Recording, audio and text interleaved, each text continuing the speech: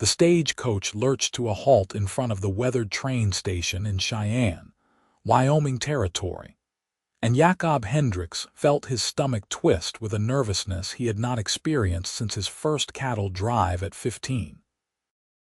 It was autumn of 1883, and the dusty streets were crowded with miners, ranchers, and opportunists, all seeking their fortune in the expanding West. But Jakob's attention fixed solely on the young woman stepping down from the coach, with trembling hands clutching a worn carpetbag. She wore a traveling dress of deep blue that had seen better days, and her dark hair was pinned beneath a simple bonnet that framed a face both beautiful and terrified. Jakob removed his hat instinctively, running a hand through his sun-streaked brown hair as he stepped forward. He was 26 years old, tall and lean from years of hard ranch work, and until 3 months ago, he had resigned himself to a life of solitude on his small cattle operation 15 miles outside of town. The arrangement had been made through letters exchanged with an agency in San Francisco. Jakob had written honestly about his circumstances, about the modest ranch he had built with his own hands after his parents died of fever 5 years prior, about the loneliness that had become a constant companion in the vast Wyoming landscape. He had requested a bride who could endure hardship and isolation, someone willing to build a life in the rugged territory. What he had not anticipated was the additional letter that arrived 2 weeks before her scheduled departure, written by the agency and explaining in apologetic terms that the young woman spoke only Polish. Her name was Katarzyna Nowak, and she had emigrated from a small village near Krakow with nothing but desperation and hope. The agency letter explained that her family had perished in a fire, that she had no remaining relatives, and that she had agreed to travel to America as a mail-order bride rather than face destitution. Jakob had spent those 2 weeks in a state of panic, wondering how he could possibly build a marriage with someone who could not understand a single word he spoke. He had nearly written to cancel the arrangement, but something had stopped him. Perhaps it was the memory of his own parents, immigrants from Germany who had struggled with English themselves. Perhaps it was simple loneliness. Or perhaps it was the small, desperate hope that love might find a way to bridge even the widest chasm. Now, standing in the dusty street with the afternoon sun beating down on his shoulders, Jakob met her eyes and saw his own fear reflected back at him. She was younger than he had expected, perhaps 22 or 23, with dark eyes that held both wariness and determination. He stepped forward, extending his hand in greeting, and said the words he had practiced 100 times in the mirror of his small ranch house. "Miss Nowak, I am Jakob Hendricks. Welcome to Cheyenne." She stared at him blankly, her fingers tightening on the carpetbag, and Jakob felt his heart sink.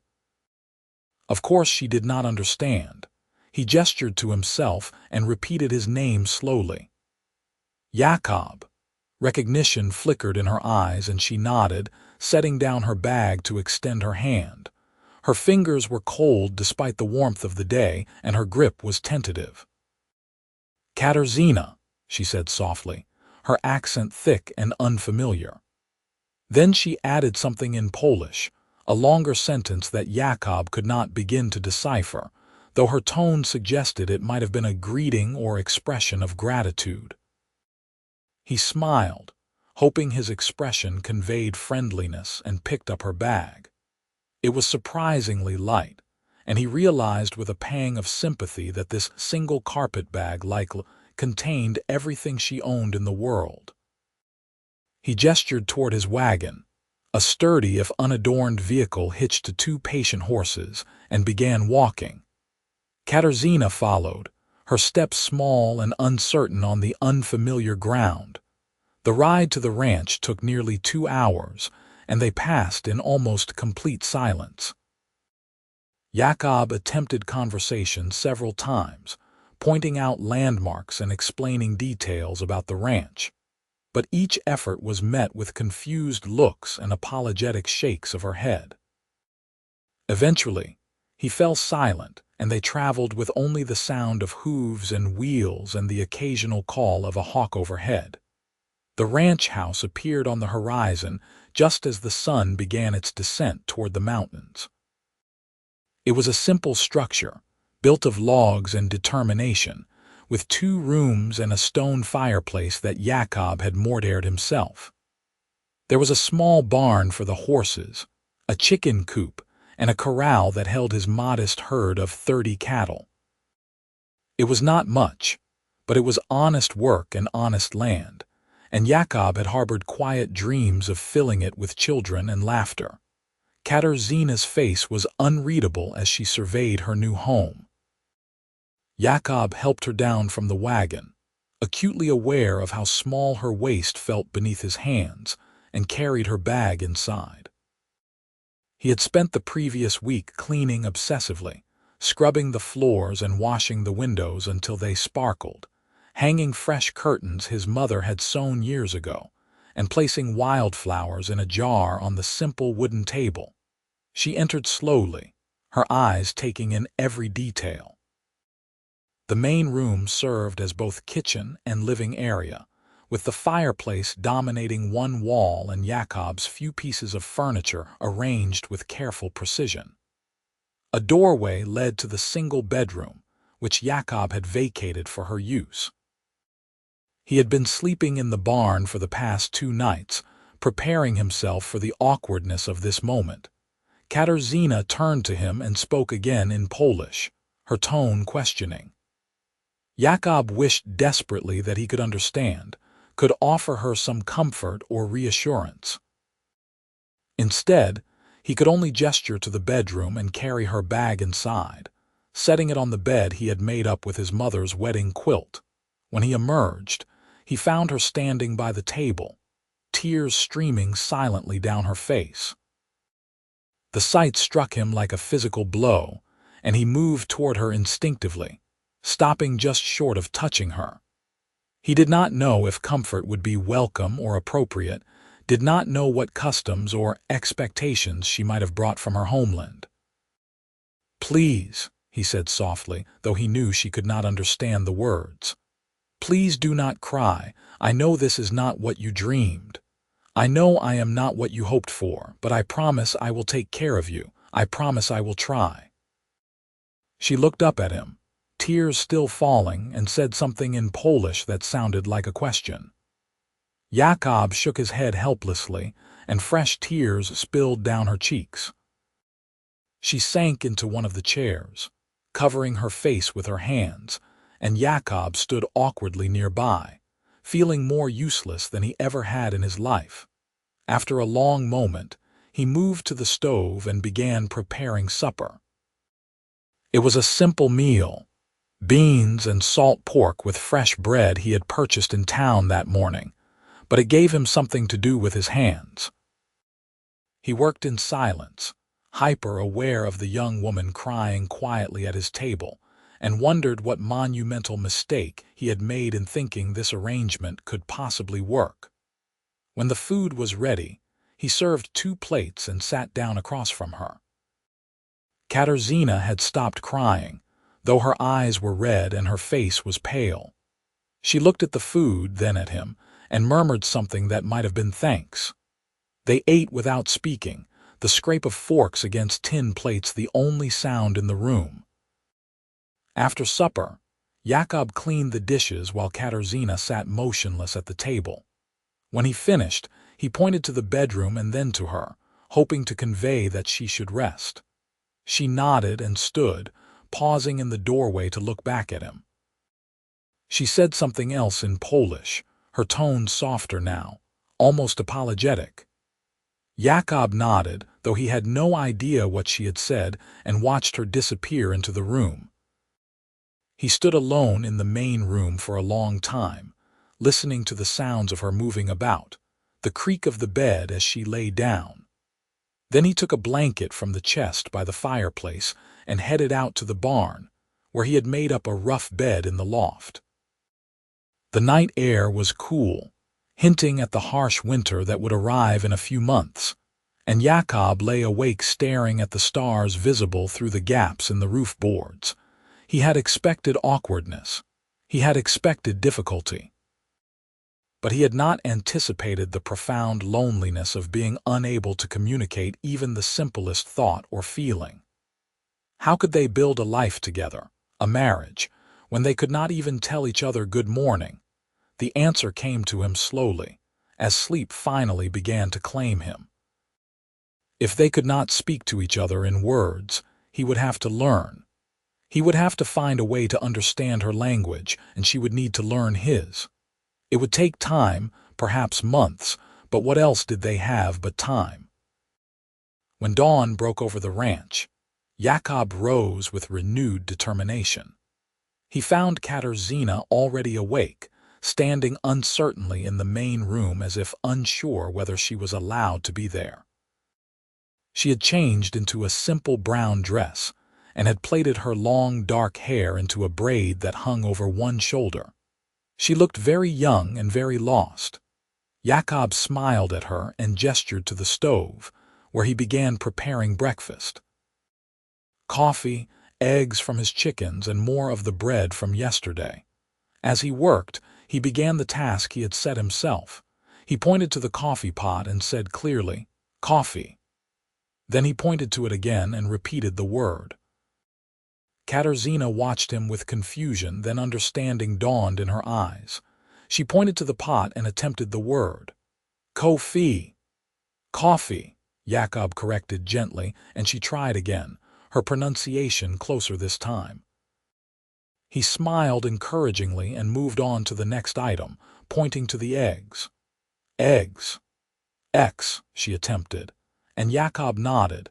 They continued through breakfast, Jakob naming items and Katarzyna repeating them with varying degrees of success. Her accent was thick, and some sounds seemed difficult for her to produce, but she learned quickly and seemed eager to try. When they sat down to eat, Jakob pointed to himself. "Jakob," he said. Then he pointed to her questioningly. "Katarzyna," she said, then added something that sounded like an explanation. Jakob attempted to repeat her name, mangling the pronunciation badly. She smiled for the first time, a small but genuine expression that transformed her face and corrected him. "Katarzyna." He tried again, doing only marginally better, and she laughed softly. The sound was like water in the desert, and Jakob found himself smiling back. She pointed to herself again and said something shorter. "Kaja." "Kaja," Jakob repeated, and this time he got it right. Her smile widened, and she nodded. After breakfast, Jakob needed to tend to the animals and check on the cattle. He gestured for Kaja to follow him, thinking it would be good for her to learn the routine of the ranch. She came willingly, wrapping a shawl around her shoulders against the morning chill. As they worked, Jakob continued his naming game. "Horse," he said, patting one of the sturdy animals. "Cow, chicken, barn." Kaja repeated each word dutifully, and Jakob found himself pointing to everything in sight. Fence, gate, sky, mountain. By midday, they had established a basic vocabulary of perhaps 40 words, and Jakob felt a small spark of hope. It was not conversation, but it was a beginning. They prepared lunch together, and Jakob continued teaching, adding bread and water and plate to their growing list. That afternoon, while Kaja worked on mending some of his worn shirts with a sewing kit she had produced from her carpet bag, Jakob realized that if he wanted to truly communicate with her, he needed to learn her language as well. The problem was that he had no idea where to begin. He could not read Polish, had never heard it spoken before yesterday, and had no books or resources to guide him. He sat down across from her at the table and pointed to himself. "Jakob," he said. Then he pointed to her questioningly and made a gesture that he hoped conveyed that he wanted to know the Polish word. She understood immediately. Meskzna, she said, pointing to him. Jakob attempted to repeat it and failed spectacularly. Kaja laughed again, covering her mouth with her hand, and said it more slowly. Meskzna. He tried again, and while his pronunciation was still terrible, it was closer. She nodded encouragingly and pointed to herself. Kobieta. Woman, Jakob said in English, and she repeated it. Woe man. They spent the rest of the afternoon trading words, building small bridges of understanding. Jakob learned that tak meant yes and nai meant no, that dzekuj was thank you and pr zeprasam was sorry. Kaja learned the English equivalents, her quick mind absorbing the new language with impressive speed. As the days turned into weeks, they developed a routine. Jakob would wake before dawn and do the early morning chores, then return to the house to find Kaja already preparing breakfast. They would eat together, teaching each other words over coffee and bread. Then they would work through the day, Jakob handling the heavier ranch work while Kaja managed the house, the garden she had started, and the chickens that seemed to have taken a particular liking to her.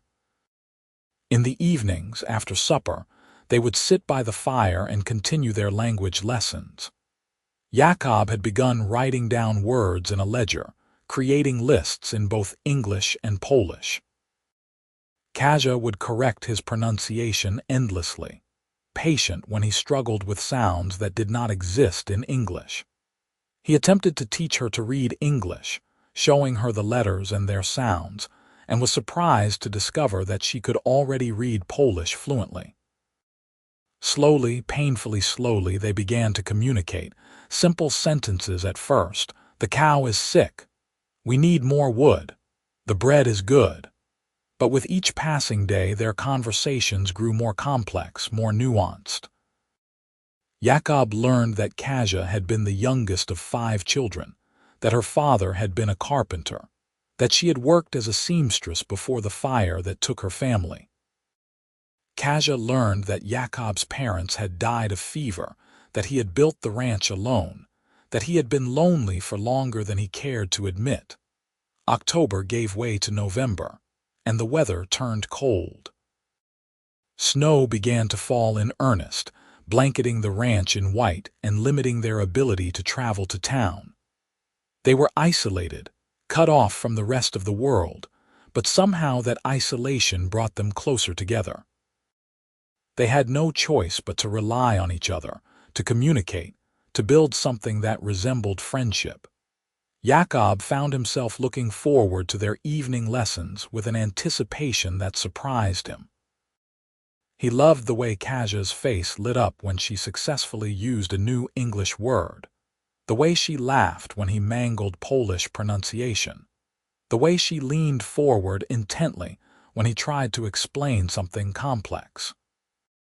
She was beautiful, yes, but more than that, she was intelligent and kind and possessed of a quiet strength that he had come to deeply admire.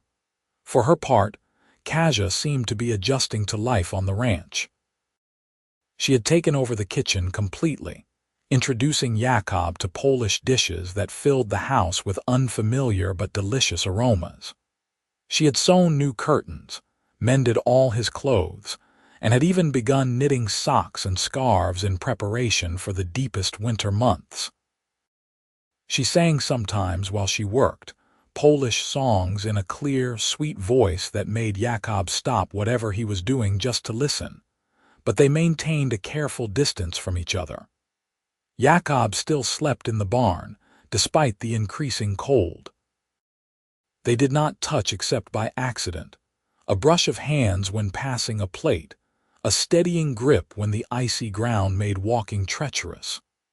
They had been brought together by an arrangement, a contract, but the question of what their marriage actually meant remained unspoken and unresolved. December arrived with a blizzard that lasted 3 days. Jakob was forced to move into the house, sleeping on the floor by the fireplace while the wind howled outside and snow piled against the walls. They were trapped inside together, and the enforced proximity brought a new level of intimacy to their relationship. On the second night of the blizzard, with the fire crackling and the wind rattling the shutters, Kasia began to tell Jakob about the fire that had killed her family. Her English was still halting, supplemented with Polish words when she could not find the right translation, but he understood enough. She had been at the market when it happened, had returned to find her home engulfed in flames and her family already dead. She had been alone in the world with no money and no prospects when the agency representative approached her. "I was scared," she said softly, staring into the fire. "I am still scared, but you are kind, you are patient, I am grateful." Jakob felt something shift in his chest, a tightness that was both painful and sweet. "I am grateful too," he said. "You make this house a home, you make me less lonely." She looked at him then, really looked at him, and he saw something in her eyes that made his breath catch. It was not love, not yet, but it was the beginning of something that might become love given time and care. "Jakob," she said, his name now familiar on her tongue. "You are a good man. I think maybe I am lucky." "I think maybe we are both lucky," he replied, and she smiled. The blizzard broke on the fourth day, and they emerged from the house into a world transformed by snow.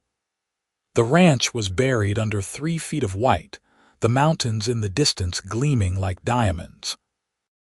Jakob spent the next week digging out, feeding the cattle hay he had stored in the barn, making sure the animals had survived the storm. Kasia helped where she could, though he tried to keep her from the hardest work. Christmas approached, and Jakob realized he wanted to do something special for her.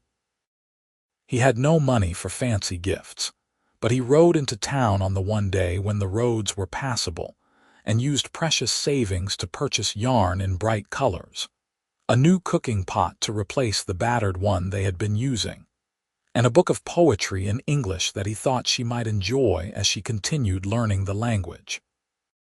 He also sought out the town's doctor, a scholarly man named Dr. Patterson who had a reputation for speaking several languages.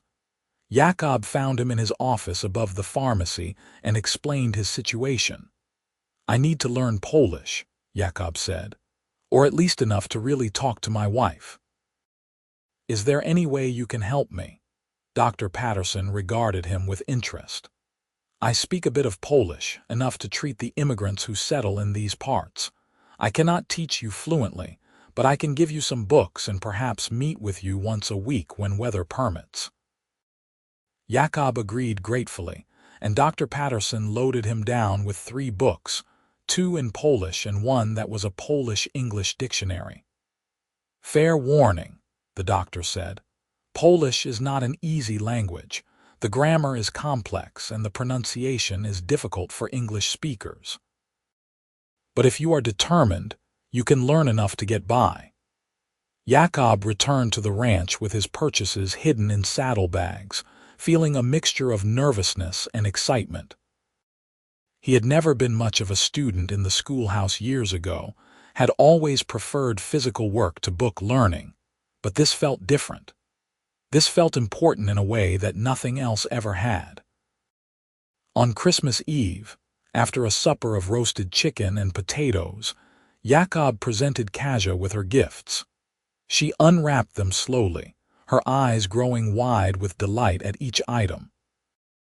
When she saw the yarn, she actually clapped her hands together, and when she opened the poetry book, tears gathered in her eyes. "Thank you," she said in English, then switched to Polish, saying something longer and more emotional that he did not quite catch. "I have something else," he said, and pulled out one of the Polish books Dr. Patterson had given him. "I am learning your language so we can talk better." Kasia stared at the book, then at him, and the tears spilled over. She stood abruptly and crossed the room to where he sat, and before he could react, she had wrapped her arms around him in a fierce hug.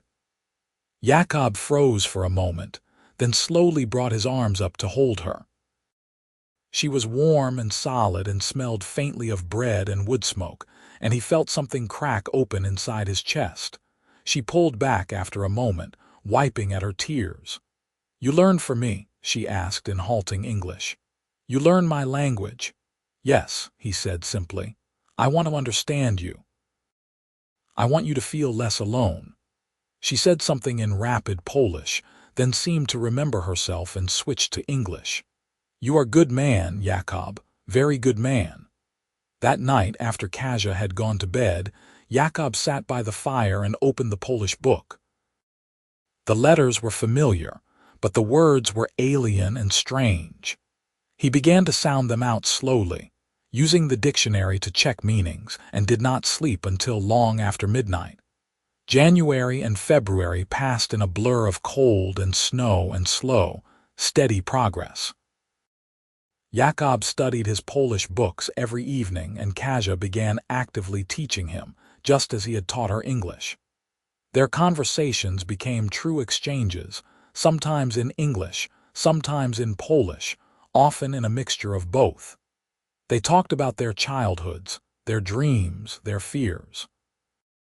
They talked about the ranch and plans for the spring, about whether they should expand the herd or focus on improving the house. They talked about everything except the nature of their relationship, the question of whether they were truly married or simply two people sharing a house. Jakob wanted to broach the subject, but he did not know how. He did not want to pressure her, did not want her to feel obligated to anything beyond what she had agreed to. But as the weeks passed, he became increasingly aware that what he felt for her had grown far beyond simple appreciation or friendship. He loved the way she laughed at his terrible Polish pronunciation. He loved the way she hummed while kneading bread. He loved her fierce determination to master English, the way she would practice difficult words over and over until she got them right. He loved the way she cared for the animals, gentle with the chickens and unafraid of the massive cattle. He loved the way she had transformed his stark, lonely house into a warm home filled with small touches of beauty and comfort. He loved her, simply and completely, and the realization terrified him. March arrived with the first hints of warming, and the snow began to melt in earnest. Jakob could finally reach town regularly again, and he resumed his weekly meetings with Dr. Patterson. The doctor was impressed with his progress and began teaching him more complex grammatical structures, verb conjugations, and idiomatic expressions. "You have a good ear, doctor," Patterson said one afternoon. "Better than most.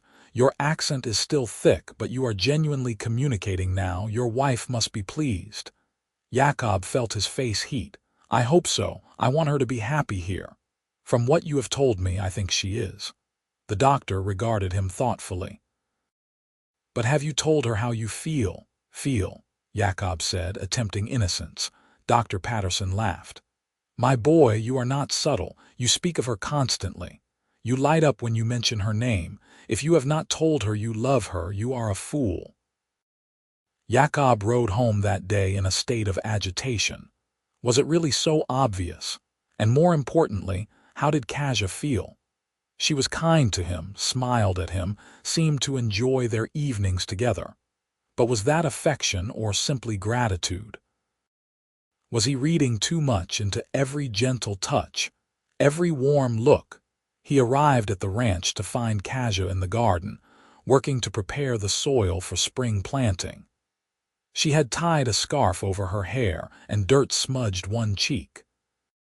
She looked up at his approach and waved, calling out a greeting in Polish. Jakob dismounted and joined her, kneeling in the dirt beside her.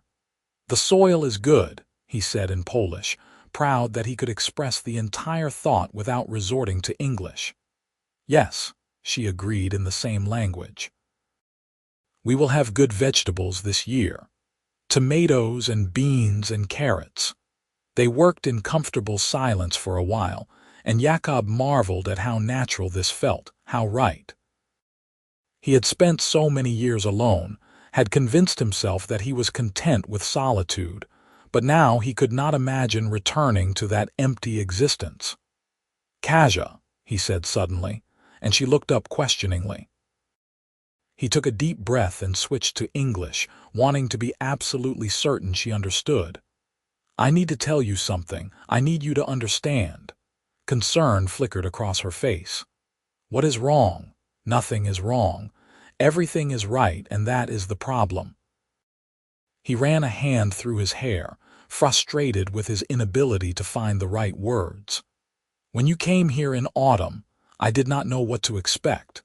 I was lonely, yes, but I did not expect to care about you. I did not expect to look forward to seeing you every morning, to miss you when I am in town, to think about you constantly." Kasia had gone very still, her eyes wide and fixed on his face. Jakob forged ahead, knowing he had to finish now that he had started. "I love you, Kasia. I love you, and I know that was not part of our arrangement. I know you came here because you had no choice, and I do not want you to feel obligated to return my feelings. But I needed you to know. I needed to be honest with you." Silence stretched between them, broken only by the distant call of a crow and the whisper of wind through the grass. Kasia's expression was unreadable, and Jakob felt his heart sinking with each passing second.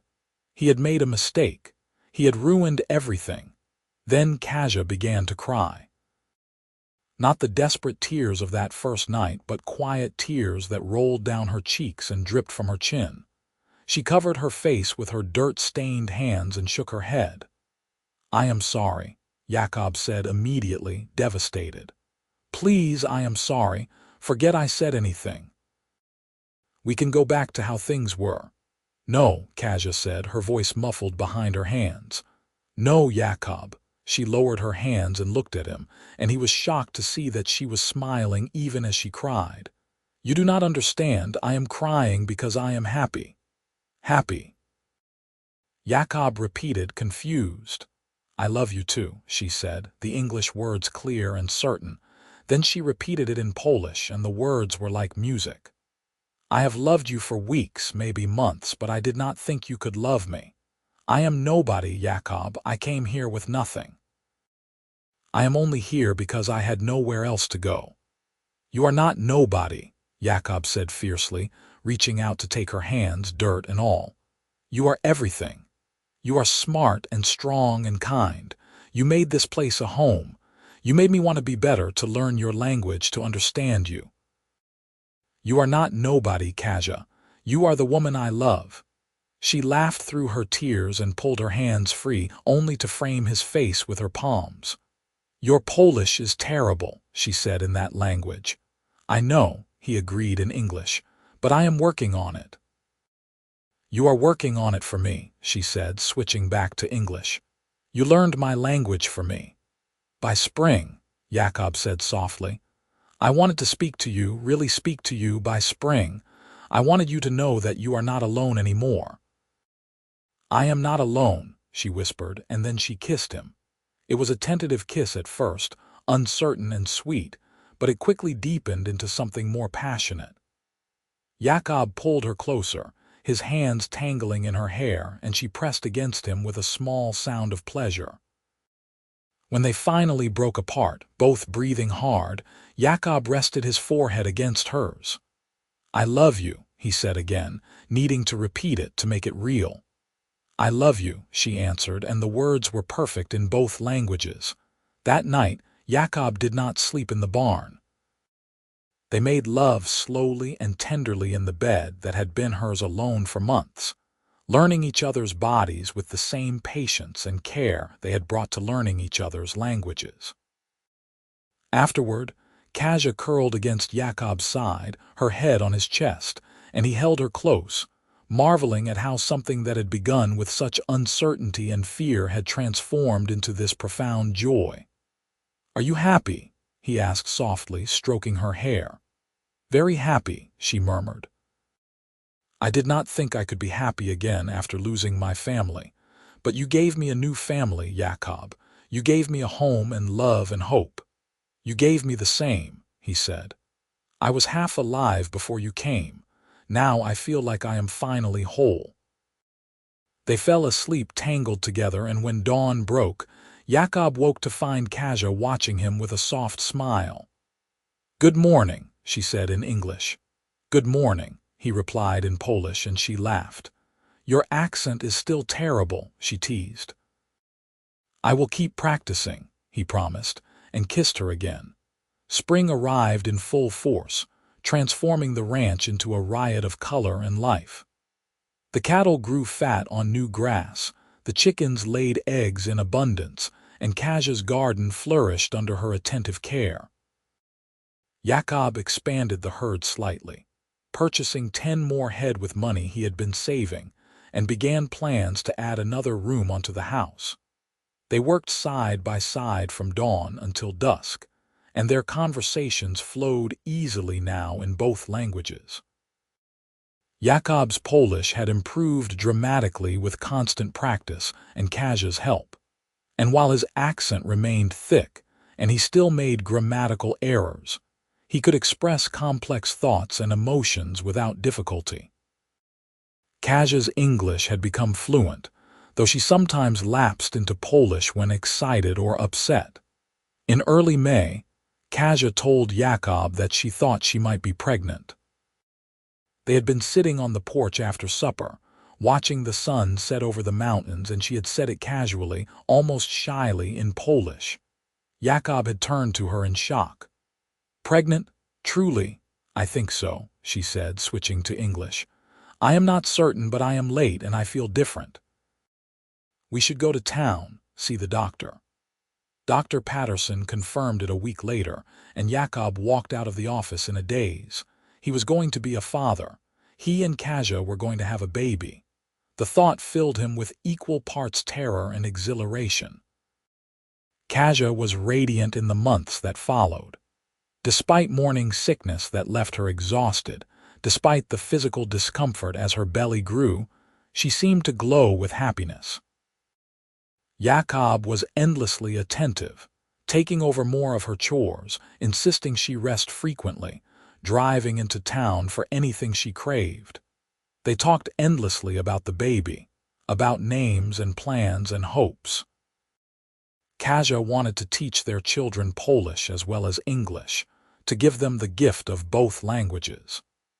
Jakob agreed immediately, thinking of his own parents and how they had maintained their German heritage even as they built a life in America.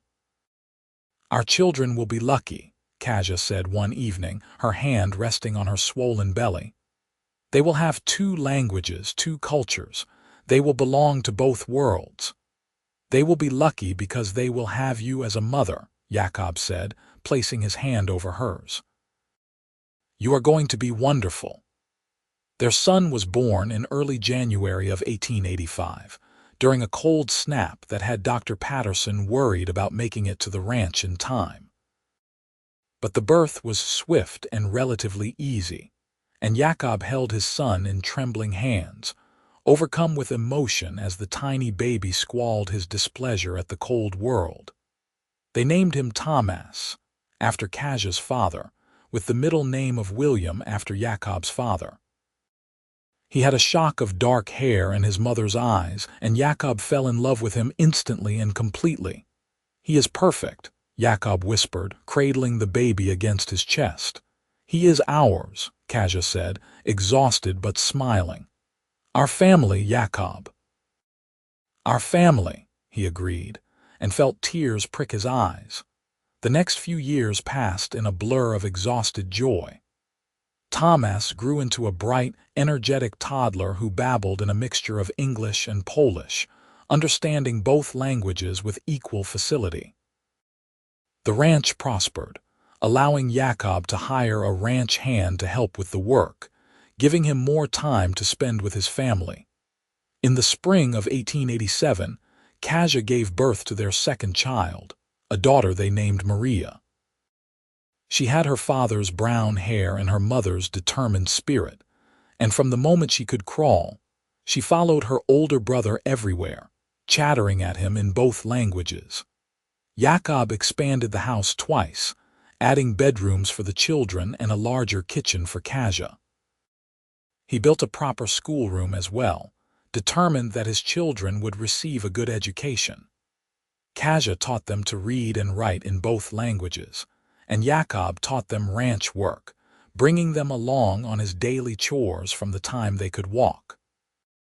Their neighbors, the few who lived within reasonable distance, had been skeptical at first of the strange arrangement, the mail-order bride who spoke broken English and the cowboy learning Polish.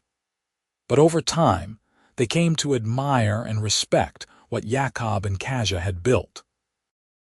Their marriage was clearly one of deep love and partnership, and their children were bright and well-mannered. One evening in late summer of 1889, after the children had been put to bed, Jakob and Kasia sat on the porch watching the stars emerge. It had been nearly 6 years since that autumn day when she had stepped off the stagecoach, frightened and alone, unable to speak a word of English. "You ever regret it?" Jakob asked in Polish, a language he now spoke with near fluency. Coming here, marrying a stranger, starting over in a place so far from everything you knew, Kasia was quiet for a moment, considering.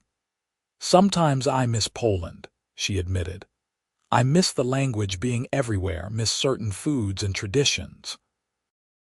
I miss my family, though the pain of that has dulled with time." She took his hand, lacing their fingers together. "But regret coming here, regret marrying you, never, not for a single moment, even though we could not speak to each other at first?" Jakob asked. "Even though you were so frightened?" "Especially because of that," Kasia said. "Jakob, you learned an entire language for me. You spent months studying and practicing just so I would not feel so alone. Do you know how rare that is, how precious?"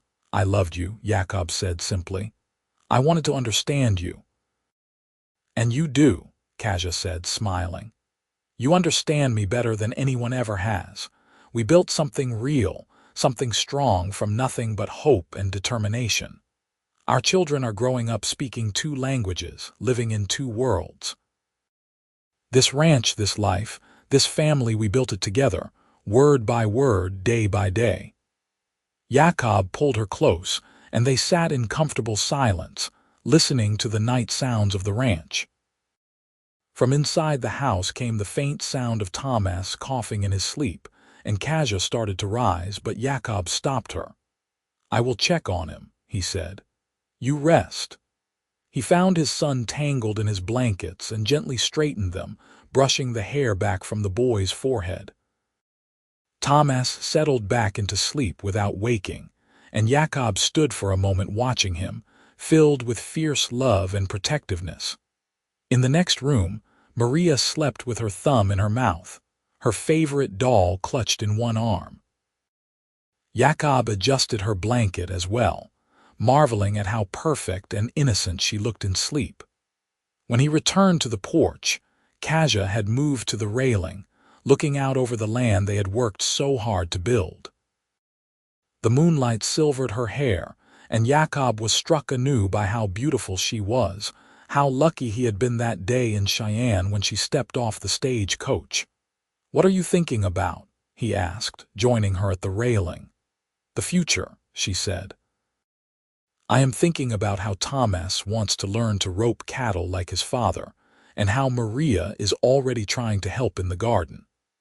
I am thinking about how we will need to expand the house again if we have more children. I am thinking about growing old here with you, watching our children grow and have children of their own." "More children," Jakob said, raising an eyebrow. "How many are you planning?" Kasia laughed. "I do not know. As many as God gives us, I suppose. Do you want more?" "I want whatever makes you happy," Jakob said honestly. "1 child or 10, as long as you are beside me, I will be content." She turned to face him, reaching up to cup his cheek. "I love you, Jakob Hendricks. I loved you when we could not speak to each other. I loved you when you mangled my language trying to tell me good morning. I loved you when you held our son for the first time with tears running down your face. I love you now, and I will love you until I die."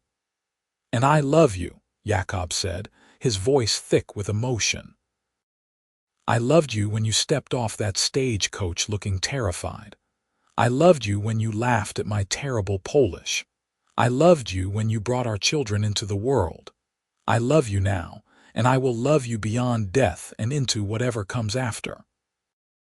They kissed then, a long, sweet kiss full of promise and love, and when they finally parted, both were smiling. "Come to bed," Kasia said, taking his hand. "Tomorrow will be another long day, and we should rest while we can." They went inside together, checking on the children one more time before retreating to their own room. As Jakob lay in bed with Kasia curled against him, her breathing gradually slowing into the rhythm of sleep, he reflected on the journey that had brought them to this moment. 6 years ago, he had been a lonely cowboy on a struggling ranch, resigned to a solitary life. He had taken a chance on a mail-order bride arrangement, had nearly backed out when he learned she spoke no English, but had ultimately chosen hope over fear. That choice had changed everything. Learning Polish had been one of the hardest things he had ever done, harder than building the ranch, harder than surviving his parents' deaths, harder than any physical labor. But it had also been one of the most important things. By learning her language, he had shown Kasia that she mattered, that her culture and heritage were valuable, that he was willing to meet her halfway across the bridge of understanding, and in return, she had given him everything: love, family, partnership, purpose. She had transformed his house into a home, his life into something worth living. Together, they had built something beautiful and lasting, something that would endure long after they were gone. Jakob closed his eyes, listening to the familiar sounds of his family sleeping around him. Thomas's soft snoring, Maria's occasional sleepy murmurs, Kasia's steady breathing beside him. These were the sounds of home, the sounds of love, the sounds of a life well lived.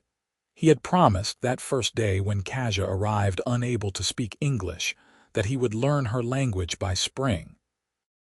He had kept that promise, though it had taken longer than a single spring, and in doing so had won her heart and built a family that spoke 2 languages and belonged to 2 worlds. It had been worth every stumbled word, every frustrating lesson, every moment of doubt. Love, Jakob had learned, was not just about grand gestures or passionate declarations. It was about the small, daily choices to understand, to communicate, to build something together brick by brick, and word by word. As sleep finally claimed him, Jakob's last thought was one of profound gratitude. He had been given a second chance at life, at love, at family, and he had seized it with both hands. And in the morning, he would wake beside the woman he loved, in the house they had built, surrounded by the family they had created, and he would speak to her in her language and his, building another day of their shared life together. The years continued to unfold with their mixture of hardship and joy, as they always did in the Wyoming territory. The winter of 1890 was particularly brutal, with blizzards that lasted for days and temperatures that dropped so low that Jakob had to bring the cattle closer to the barn and keep fires burning constantly. But the family weathered it together, huddled around the fireplace in the evenings with Kasia reading stories in both languages to the children while Jakob worked on his ledgers. Thomas started school that spring, attending the small schoolhouse in town 3 days a week when weather and work permitted. He was bright and curious, soaking up knowledge like a sponge, and his ability to speak both English and Polish fluently made him something of a curiosity among the other children. Some teased him for being different, but Thomas had inherited his mother's strength and his father's quiet determination, and he weathered the teasing with grace. Maria, still too young for school, stayed home with Kasia and proved to be her mother's shadow. She learned to tend the garden, feed the chickens, and help with the cooking, her small hands mimicking her mother's movements with earnest concentration. She chattered constantly in a flowing mixture of both languages, switching between them without seeming to notice. In the summer of 1891, Kasia found herself pregnant again, and this time the pregnancy was more difficult. She was often ill, exhausted in a way she had not been with the previous two, and Dr. Patterson recommended she stay off her feet as much as possible. Jakob hired a woman from town, Mrs. Kowalski, another Polish immigrant, to help with the housework and the children, and Kasia reluctantly accepted the assistance. The baby, another son they named Jakob after his father, arrived in early February of 1892 after a long and difficult labor that left both Kasia and Dr. Patterson exhausted. But the baby was healthy and strong, with a powerful set of lungs that he demonstrated frequently, and Jakob held him with the same wonder and terror he had felt when Thomas was born. "He is perfect," Kasia said weakly from the bed, smiling at her husband and youngest son. "Our family is complete now, I think."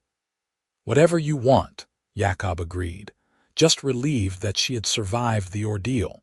He had spent the long hours of her labor terrified that he might lose her, that this child might cost him the woman who had become the center of his world. "No more babies if you do not want them." "I want this one," Kasia said, reaching out to touch the baby's downy head. "I want all of them, but I think 3 is enough." Jakob could not have agreed more. Their family felt full and complete, the house ringing with laughter and occasional tears, with English and Polish spoken in equal measure, with the sounds of life being fully and joyfully lived. As the children grew, Jakob made sure to teach them the skills they would need to survive and thrive in the territory. Thomas learned to ride and rope, to mend fences and care for cattle, to shoot straight and track game. But he also learned his letters and numbers, learned to read in both languages, learned the history of both his parents' homelands.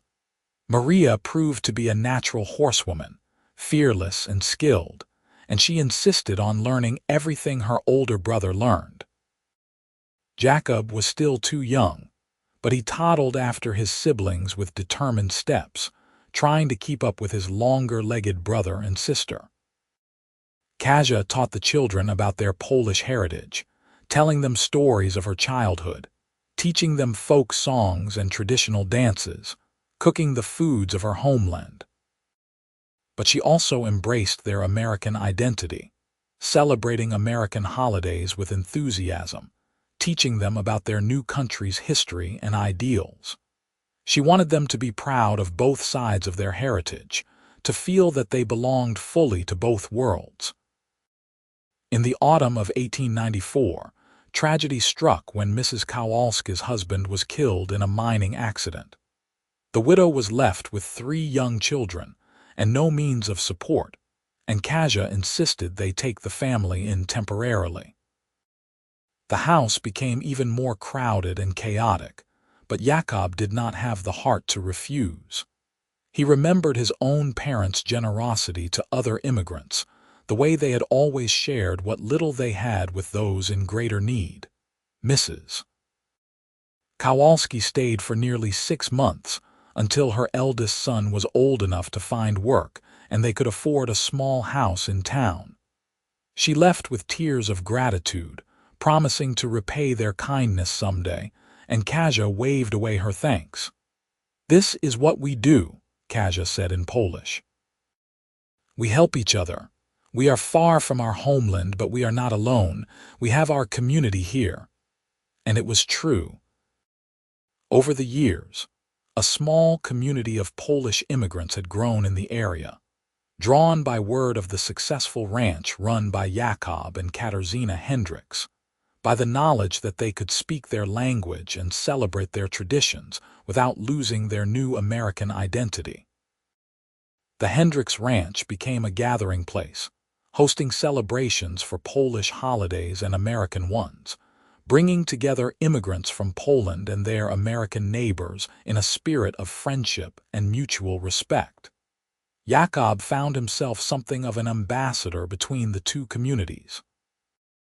His fluency in Polish was unique among the American ranchers, and he often served as translator and mediator when conflicts arose.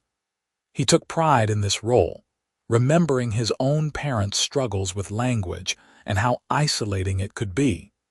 The ranch continued to prosper through the 1890s. Jakob expanded the herd to over 200 head, hired 2 more ranch hands, and built a proper bunkhouse for them.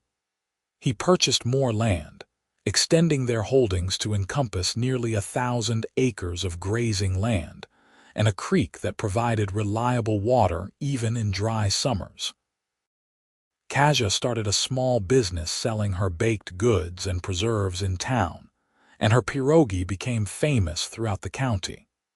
She taught other immigrant women her recipes and techniques, creating a small cooperative that gave them all a source of income and independence. Jakob built her a summer kitchen so she could bake without heating up the main house, and Kasia spent long hours there with Maria learning at her side. Thomas, now 15, had grown tall and strong, with his mother's dark coloring and his father's quiet competence. He talked of perhaps attending the new state university in Laramie, of studying agriculture and modern ranching techniques. Jakob encouraged him, proud of his son's ambitions, even though he would miss having him on the ranch. Maria, at 12, was a force of nature.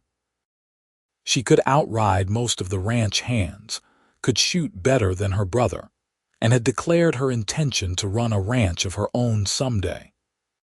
She spoke both languages fluently and switched between them without thinking, often translating for Polish immigrants who came to the ranch seeking work or advice. Jakob, now 7, was the most studious of the 3 children. He loved books and learning, and spent hours with his mother being taught to read and write in both languages. He showed a particular aptitude for mathematics, solving problems in his head that Jakob had to work out on paper. In the spring of 1898, as America went to war with Spain, Jakob watched his eldest son with growing concern. Thomas was 16 now, nearly a man, and he spoke of wanting to enlist to serve his country. Jakob understood the impulse but feared for his son's safety. "You are too young," Jakob said when Thomas brought it up at supper one night, "and we need you here on the ranch." "I will be 17 soon," Thomas argued, "and I am already bigger than most men. They would take me if I tried to enlist." "Your father is right," Kasia said quietly. "You are needed here, and the war will likely be over before you could even finish training." She was right about that. The Spanish-American War lasted only a few months, ending before Thomas could make good on his threats to run away and enlist. But the episode reminded Jakob of how quickly time was passing, how soon his children would be grown and making their own way in the world. That summer, a young woman named Sophie came to work in Kasia's baking cooperative. She was the daughter of Polish immigrants, pretty and hardworking, and Thomas spent an inordinate amount of time finding excuses to be in the summer kitchen when she was there. Kasia and Jakob exchanged knowing looks, remembering their own young love, and said nothing. By autumn, Thomas had worked up the courage to court Sophie properly, asking her father's permission and bringing her small gifts. Jakob watched his son navigate the awkwardness of early romance and felt a bittersweet pang. His children were growing up, starting to build their own lives, and while he was proud, he also mourned the passing of their childhood. The winter of 1898 brought change in the form of a letter from Kasia's uncle in Poland, a man she had believed dead in the same fire that killed her family. He had been traveling when the fire occurred, had returned to find his family gone, and Kasia already departed for America. It had taken him years to track her down, but now he wrote to tell her that he was alive, that he had remarried and had children of his own, that he wanted to reconnect with his only surviving niece. Kasia wept when she read the letter. Tears of joy and grief mingled together. She had thought herself completely alone in the world when she came to America, had built a new life on that assumption. Now, suddenly, she had family again, a connection to her past that she had thought lost forever.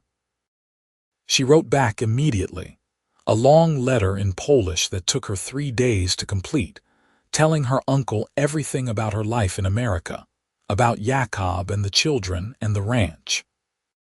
She included a photograph Jakob had commissioned the previous year, all 5 of them dressed in their best clothes, standing in front of the ranch house.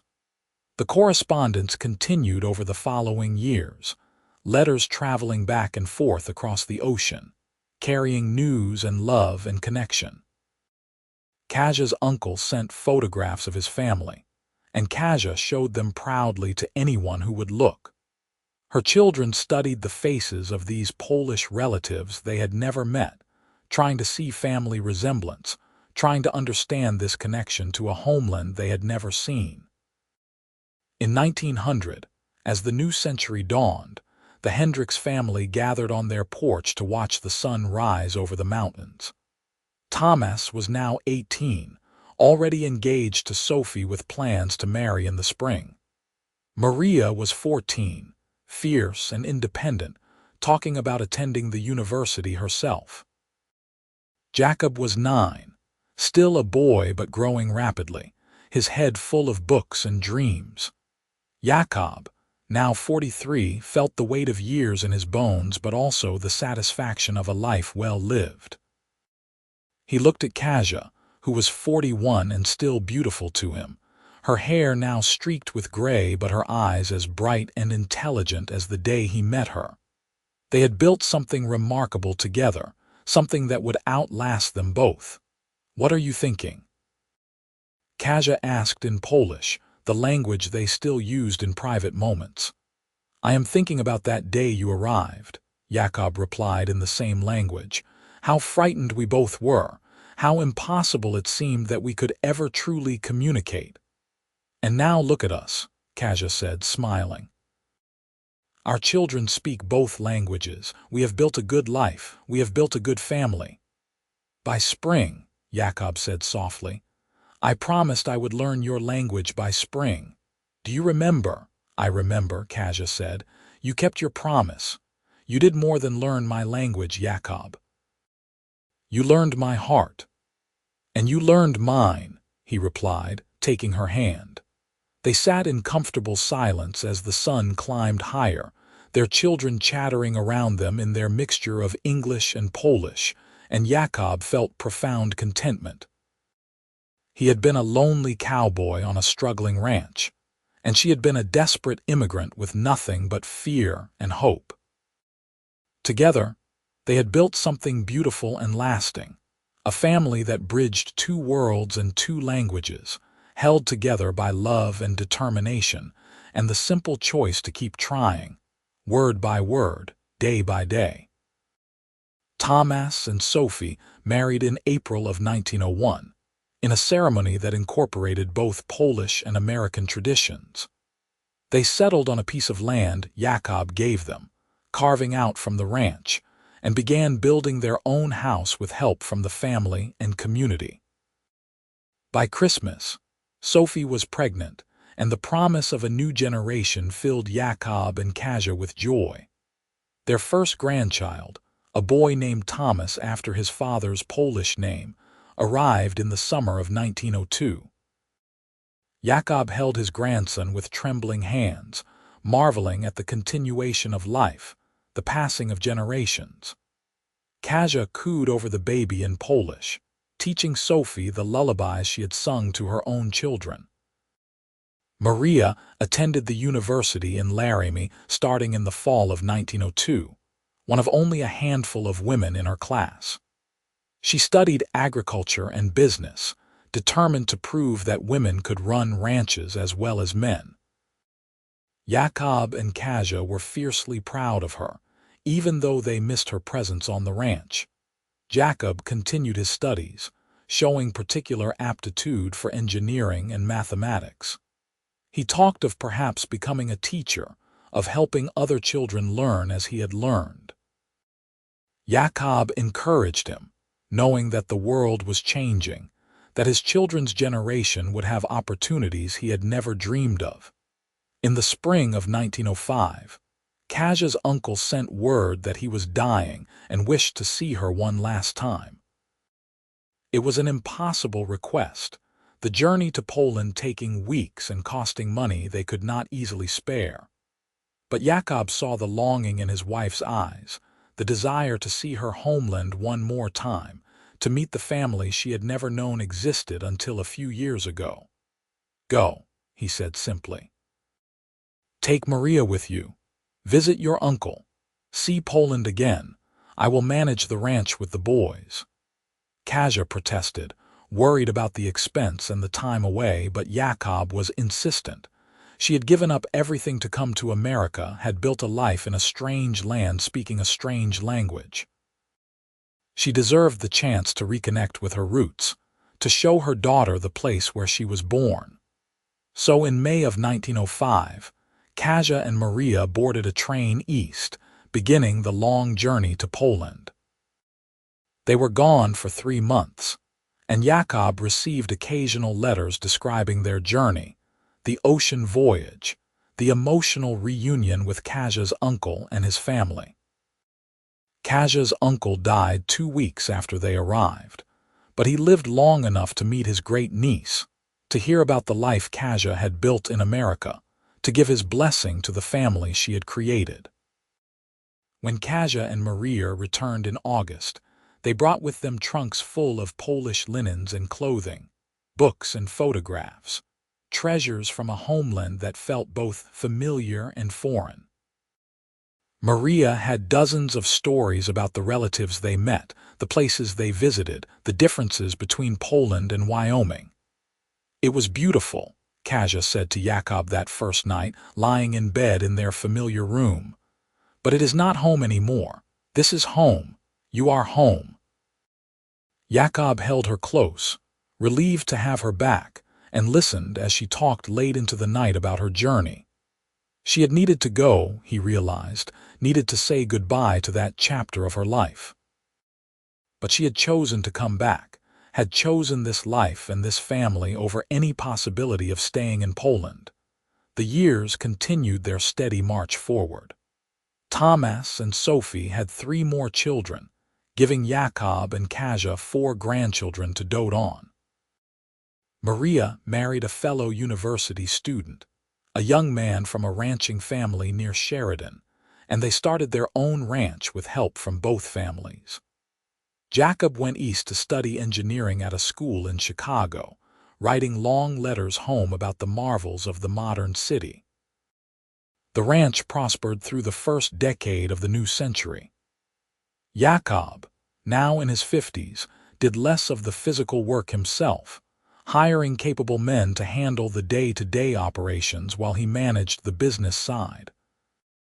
Kasia, too, slowed down slightly, though she still baked and cooked and kept the house running with smooth efficiency.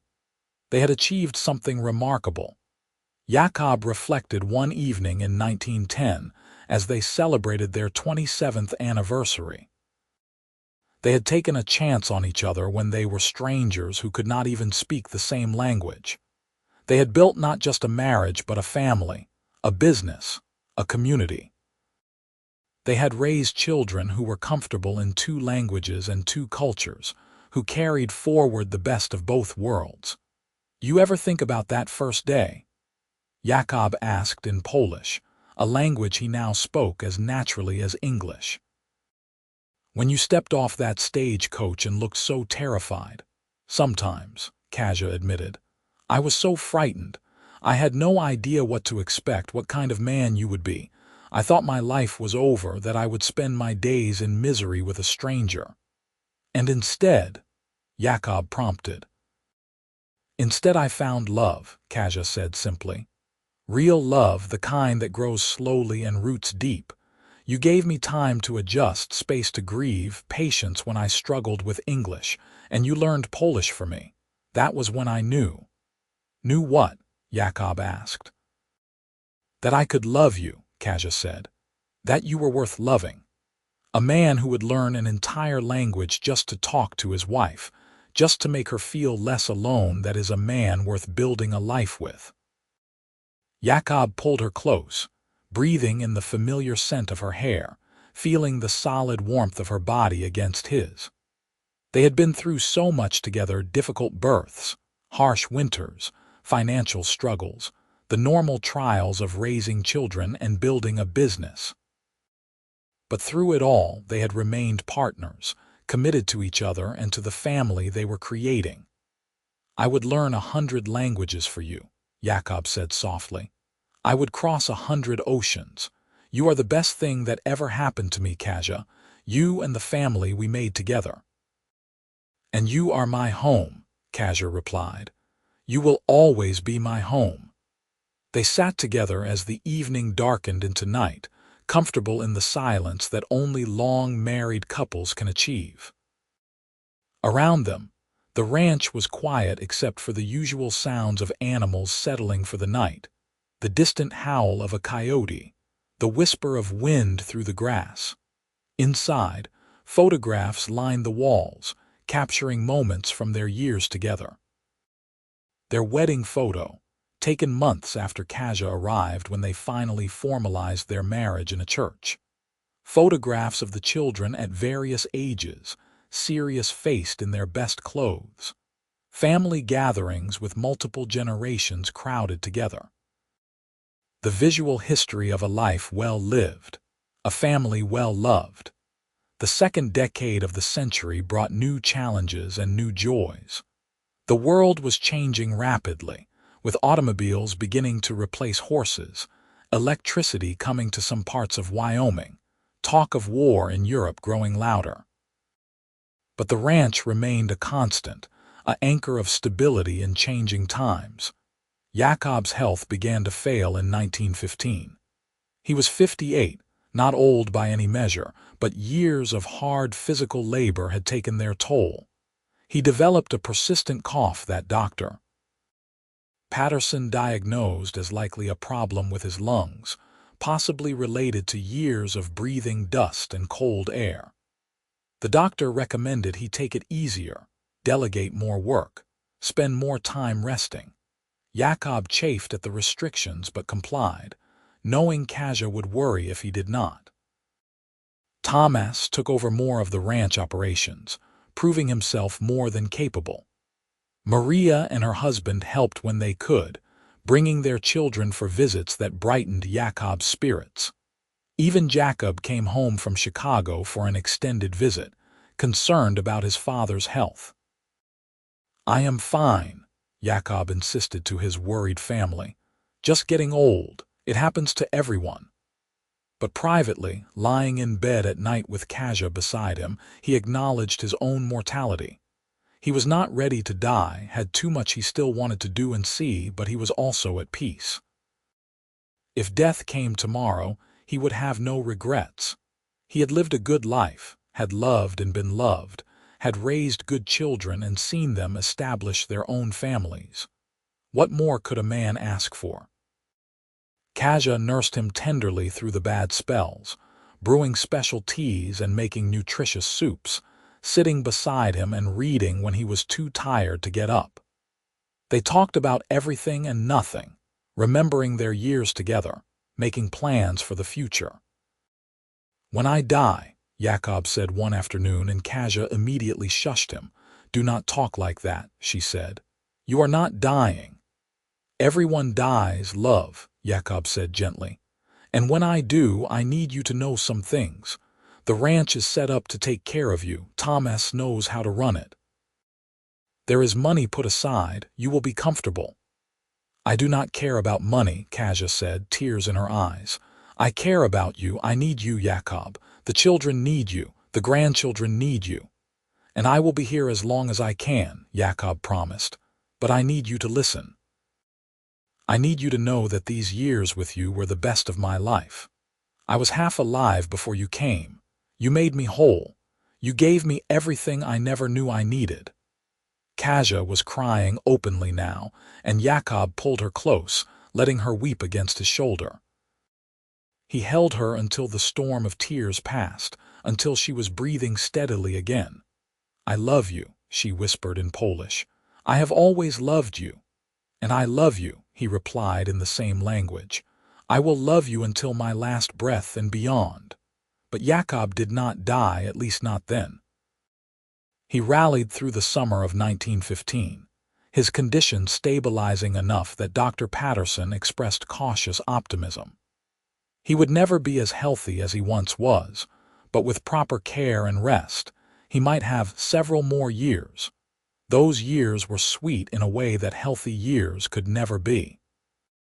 Jakob appreciated every moment, every sunrise, every meal shared with family, every quiet evening with Kasia. They talked endlessly, making up for lost time, sharing memories and hopes and fears. They watched their grandchildren grow, watched Thomas and Maria establish their own ranching operations, welcomed news that Jakob was engaged to a young woman he met in Chicago. In the spring of 1918, as the Great War raged in Europe, Jakob's condition worsened again. He developed pneumonia during a late-season blizzard, and despite Dr. Patterson's best efforts, it was clear that he was failing. The family gathered at the ranch, children and grandchildren filling the house, taking turns sitting with him. On a clear April morning, with Kasia holding his hand and his children gathered around the bed, Jakob Hendricks took his last breath. He was 61 years old, and he died at home, surrounded by the family he loved, in the house he had built with his own hands.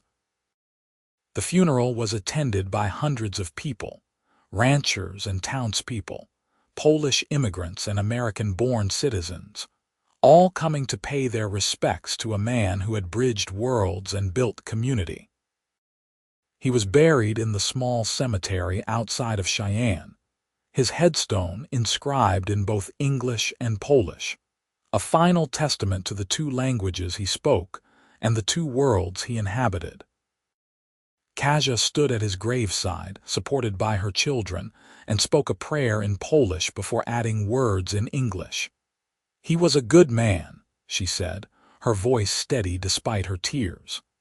"He learned my language so I would not be alone. He built a home for me when I had nowhere to go. He loved me when I thought I would never be loved again. He was my husband, my partner, my home." The years after Jakob's death were difficult for Kasia. She mourned him deeply, feeling his absence like a physical wound. But she was not alone. Her children visited frequently. Her grandchildren filled the house with noise and laughter, and the community of friends she had built over 35 years in Wyoming rallied around her. She continued to live on the ranch, now run entirely by Thomas and his family.